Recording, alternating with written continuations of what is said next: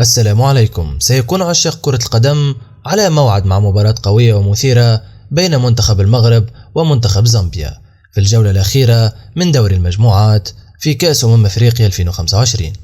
المباراة ستكون حاسمة في تحديد مصير الفريقين في البطولة، حيث يسعى منتخب أسود الأطلس لتحقيق الفوز لتأكيد تأهله إلى الأدوار التالية، بينما يأمل منتخب زامبيا في إحداث مفاجأة وضمان تأهله.